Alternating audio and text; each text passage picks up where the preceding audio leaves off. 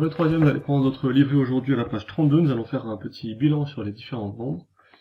Mais avant ça, pour vous détendre un petit peu, je vous propose un court extrait de sketch. Cela dit, ça serait drôle s'il y avait des cures pour que les mecs qui perdent leur accent, qui renient leurs origines. Ce serait triste, mais ce serait assez drôle de voir comment ça se passerait, tu sais. Les mecs qui doivent prendre un traitement. Et si un jour un mec en pleine réunion, il craque, il a pas pris le traitement, ça fait 30 ans qu'il est en France, il a un poste très important. Il fait une rechute devant 30 personnes, démasqué, un beau jour, comme ça, il est là en pleine réunion. Il est vrai que j'aimerais voir à la fois subsister deux écoles de cette entreprise, à la fois la stratégie documentalisée sur la plupart...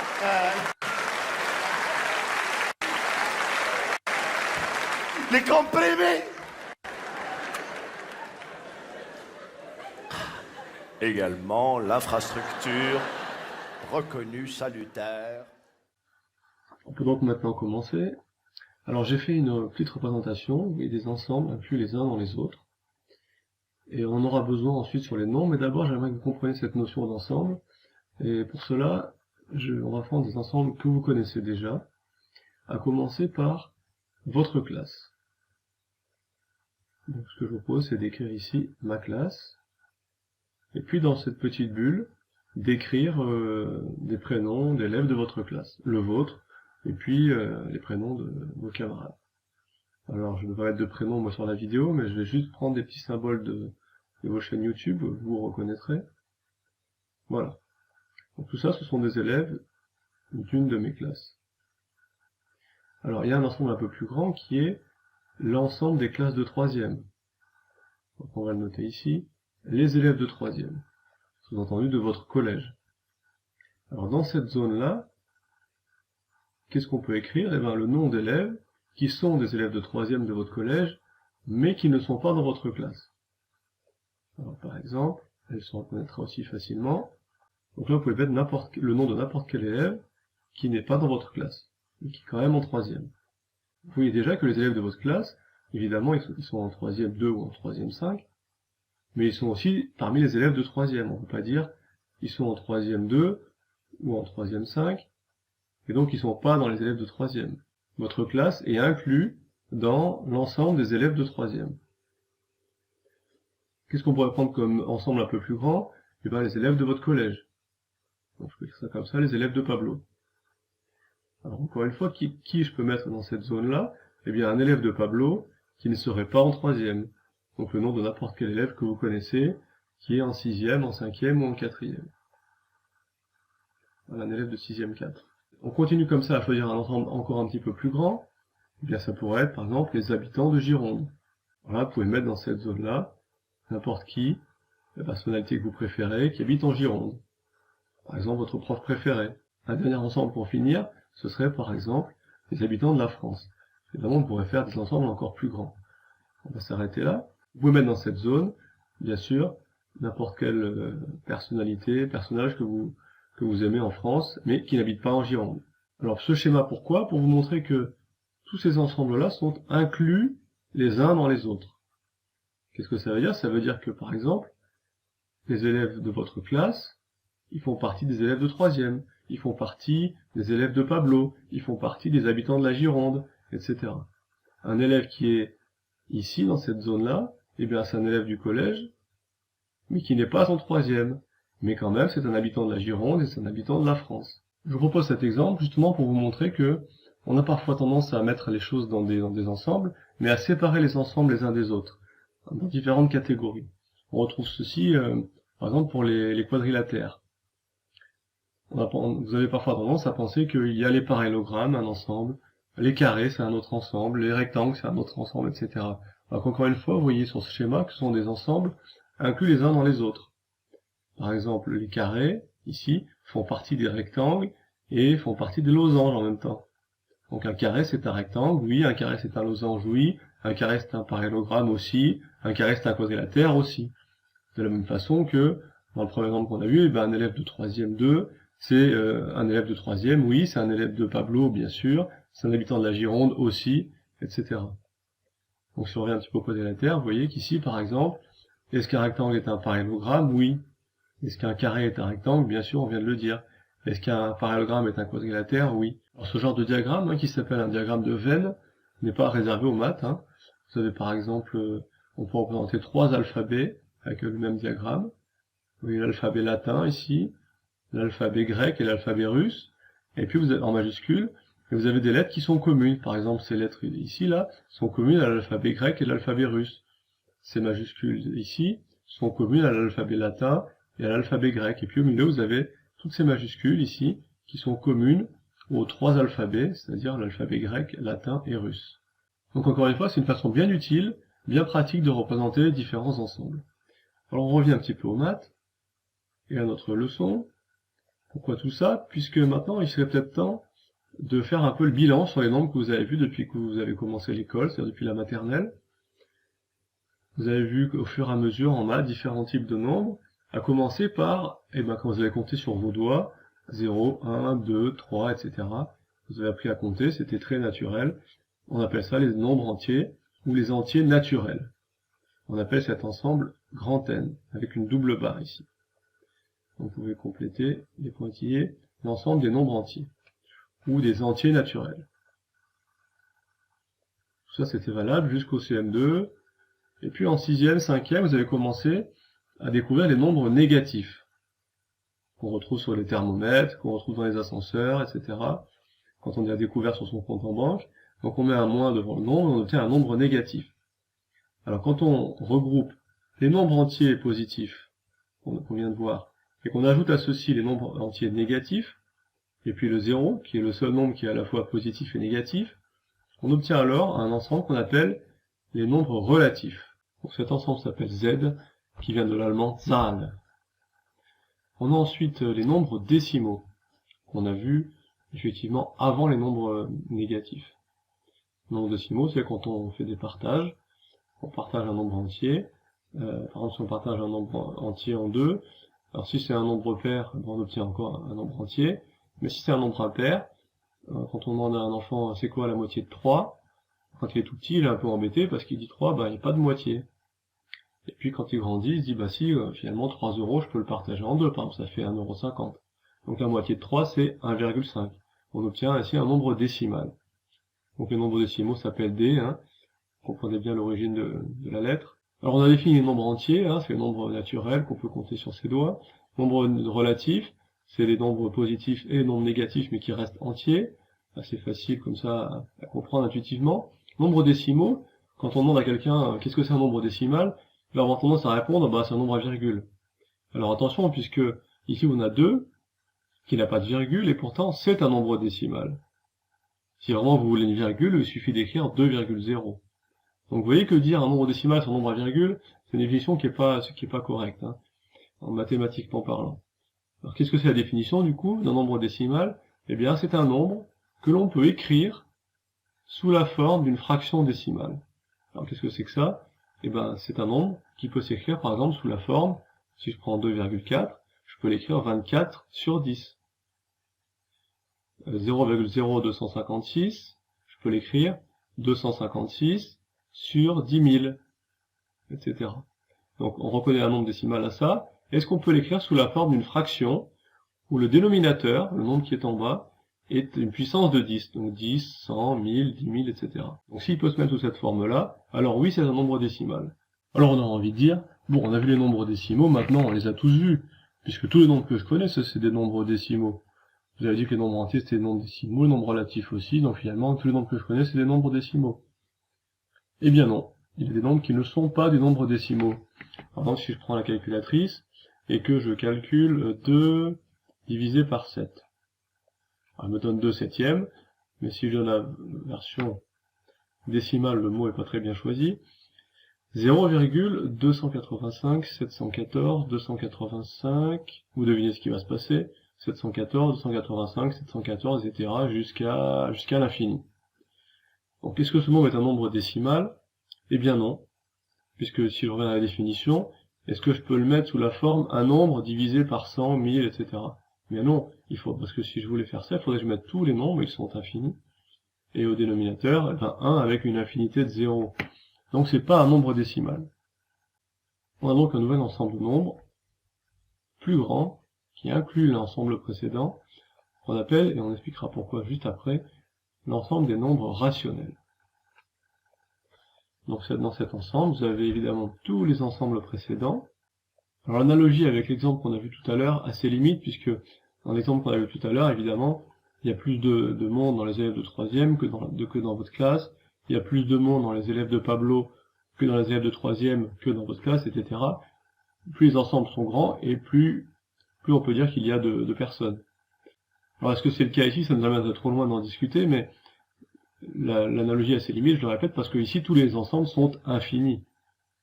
Donc est-ce que l'infini ici est plus grand que l'infini ici? C'est un autre débat. En tout cas, l'ensemble des rationnels est un ensemble qui englobe tous les ensembles précédents. Autrement dit, 1 c'est un nombre entier, oui, mais c'est un nombre relatif aussi, c'est un nombre décimal aussi, c'est un nombre rationnel aussi. Bien, alors, pourquoi rationnel? Eh bien parce que, à l'époque de Pythagore, qui a beaucoup fait avancer les maths, comme vous savez, il avait fondé une secte, et il pensait que tous les nombres pouvaient s'écrire sous forme de fractions, comme ceci. Donc il aura fallu être fou pour penser qu'il y avait des nombres qui ne pouvaient pas se mettre sous cette forme-là.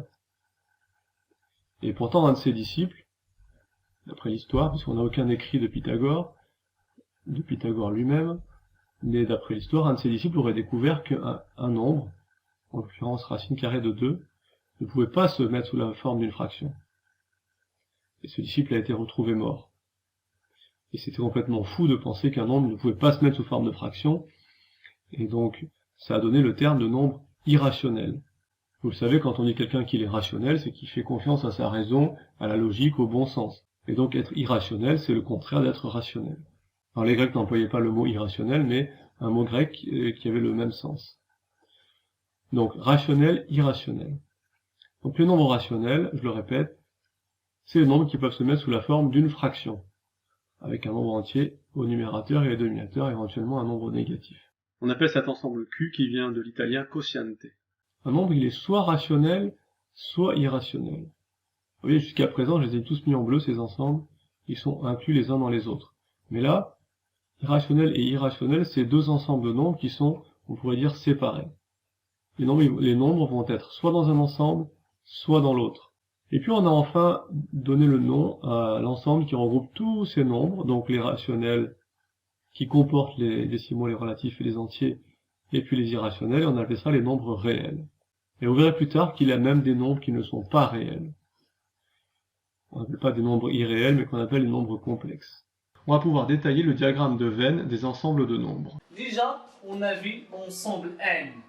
L'ensemble N, c'est l'ensemble des entiers naturels.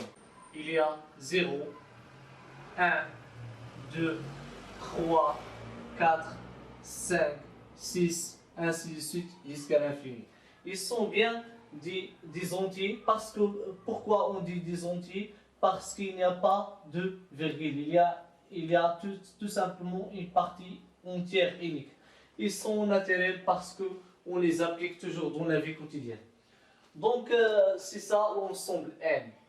L'ensemble Z, c'est l'ensemble des nombres relatifs. On peut écrire Z de cette manière. Z moins 3, moins 2, moins 1, 0, 1, 2, 3, ainsi de suite. Ça veut dire N et les opposés de N. Par exemple, l'opposé de 1 moins 1, l'opposé de 2 moins 2, l'opposé de 3 moins 3, l'opposé de 4 moins 4 et l'opposé de 0, c'est 0. Puis, il y a l'ensemble D, c'est l'ensemble des nombres décimaux. L'ensemble des nombres décimaux, on écrit A sur 10 à la puissance P, tel que A appartient à Z, A appartient à Z et P appartient à N. Par exemple, 0,5 appartient à Z. Je peux écrire 0,5 par tout simplement, si j'écris par exemple 5 divisé par 10. Donc 5 divisé par 10, 10 à la puissance moins 10 à la puissance 1, ça veut dire 0,5. Par exemple, 3,47. Ça s'écrit 347 divisé par 10 à la puissance 2. Pourquoi un nombre appartient à D, il faut que les chiffres après la virgule soient finis. C'est nécessaire. Il faut que les chiffres après la virgule, ils doivent être finis. Par exemple, 1 sur 3, un tiers, 1 sur 3, qui est égal à 0,3333 n'appartient pas, 1 sur 3 n'appartient pas à D. Pourquoi? Parce qu'on ne peut pas l'écrire sous la forme A divisé par 10 à la puissance P. Donc, pour qu'un nombre appartienne à D, il faut que les chiffres après la virgule doivent être finis. Puis, il y a l'ensemble des rationnels Q. Ça s'écrit de cette manière. Q est égal à tout élément A divisé par B, tel que A appartient à Z et B appartient à Z étoile. C'est nécessaire. Pourquoi? Parce que B c'est un dénominateur, ça veut dire maqam, et le dénominateur toujours doit être différent de 0. Donc de cette manière, on écrit Z. Le dernier groupe, c'est l'ensemble des réels R, dans lequel on a introduit les racines carrées. Pourquoi on a introduit les racines carrées? Pourquoi les racines carrées ont-ils apparu dans nos mathématiques? Un exemple simple dans la géométrie, le plus célèbre, un triangle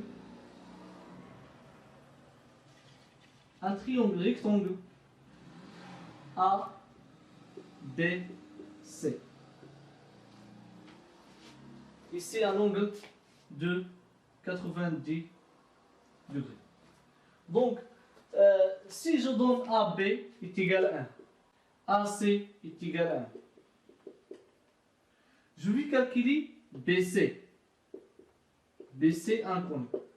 L'emploi de la propriété de Pythagore pour donner BC carré est égal à B carré plus AC carré. C'est la propriété de Pythagore. Donc, 1 carré plus 1 carré est égal à BC carré. On trouve BC carré est égal à 2. Avant de l'introduction R, il n'y a aucun élément que je vais son carré, x carré est égal à 2.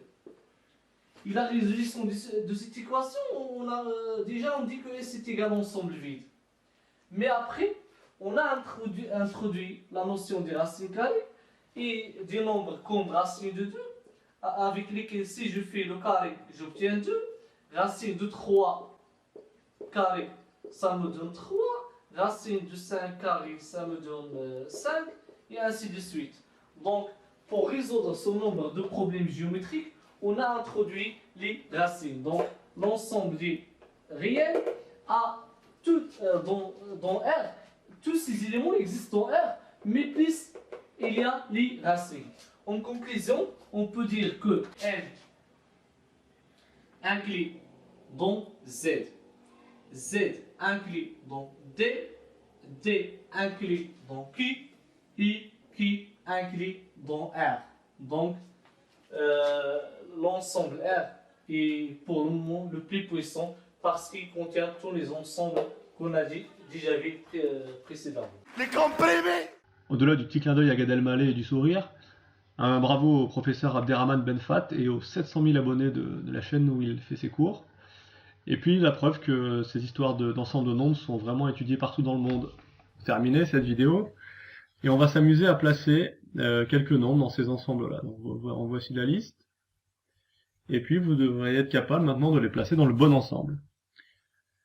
Alors le premier de cette liste, c'est 0,12. Alors pour placer 0,12, je me pose la question, est-ce que c'est un entier naturel? Non, c'est pas un nombre entier. Vous voyez bien que la partie décimale n'est pas égale à 0. Est-ce que c'est un entier relatif? Non, c'est pas un entier du tout. Est-ce que c'est un nombre décimal? Est-ce que je peux le mettre dans cet ensemble-là? Eh bien oui, puisque je peux le mettre sous cette forme-là. A sur 10 puissance P, effectivement, 0,12, je peux l'écrire si je veux, 12 sur 100, ou 12 sur 10 puissance 2. Deuxième nombre à placer, racine carrée de 4. Alors attention, c'est pas parce que c'est une racine carrée qu'il faut tout de suite aller le mettre là-bas. Non, c'est une racine carrée de 4, mais si je la calcule, racine carrée de 4, vous savez que ça fait 2. Donc finalement, c'est ni plus ni moins qu'un nombre entier. 1 demi, alors c'est une fraction, on a envie de le mettre tout de suite dans les nombres rationnels, qui sont les fractions, ça ressemble beaucoup à A sur B, mais pourtant, c'est une fraction bien sûr, mais si je divise 1 par 2, je trouve 0,5. Et donc je vais le mettre aussi ici, c'est un nombre décimal. 3,14, donc c'est un autre nombre décimal. Racine carrée de 7, alors cette racine carrée de 7, si je le fais à la calculatrice, je me rends compte qu'on obtient une partie décimale infinie, et donc c'est un nombre réel, qui n'est pas rationnel, donc il fait partie de cet ensemble, que j'ai coloré dans une couleur un petit peu différente, vous voyez, tous ces ensembles sont inclus les uns dans les autres, et on a donné un nom à cet ensemble-là, qui est un peu en orange là, cet ensemble qui est constitué des nombres qui sont réels, mais qui ne sont pas rationnels. On l'a donné un nom, on a appelé ça, donc on l'a vu juste au-dessus, les nombres irrationnels. Donc les nombres irrationnels, ils sont dans cette partie-là, et toute cette partie-là, ce sont les nombres rationnels. Et donc racine carrée de 7 fait partie des nombres irrationnels. Dans ma liste, j'avais ensuite racine carrée de 2, qui est lui aussi un nombre irrationnel. J'ai ensuite un nombre un petit peu plus compliqué, 12 345 sur 10 puissance 20. Alors où est-ce qu'on va mettre ce nombre? Il s'écrit sous la forme d'un nombre divisé par une puissance de 10, donc lui aussi c'est un nombre décimal. J'ai plus beaucoup de place pour l'écrire, mais il va aller dans cette partie bleu clair, là. Les nombres décimaux. Ce n'est pas un nombre entier, ni un nombre relatif. Vous savez, quand vous allez diviser par 10 puissance 20, on va obtenir 0,000, etc. Il y aura 20 chiffres après la virgule. Je poursuis avec ma liste, et j'ai 2 septièmes. Alors 2 septièmes, est-ce que c'est un nombre entier? Non. Un nombre relatif? Non plus. Est-ce que c'est un nombre décimal? Alors on l'a fait tout à l'heure à la calculatrice. On peut refaire le calcul. 2 divisé par 7, il est encore affiché 0,285, 714, 285, 714, etc. On a donc bien affaire à un nombre rationnel qui n'est pas un nombre décimal. Donc on va le placer ici. On a ensuite pi. Et pi, c'est un nombre irrationnel aussi. On ne peut pas l'écrire sous la forme d'une fraction. Et puis enfin racine carrée de 3, qui lui aussi est un nombre irrationnel. On a fini avec ces histoires d'ensemble de nombres. J'espère que c'est un peu plus clair maintenant pour vous. En particulier le fait que un nombre peut être à la fois un nombre entier, un nombre décimal, un nombre rationnel, un nombre réel, etc. Et que les ensembles de nombres ne sont pas des ensembles comme ça séparés les uns des autres, mais bien des ensembles inclus les uns dans les autres. Il n'y a pas dans votre livret d'exercice sur ces histoires d'ensemble de nombres, mais je vous en ferai parvenir tout de même grâce à Pronote. Bonne journée à tous.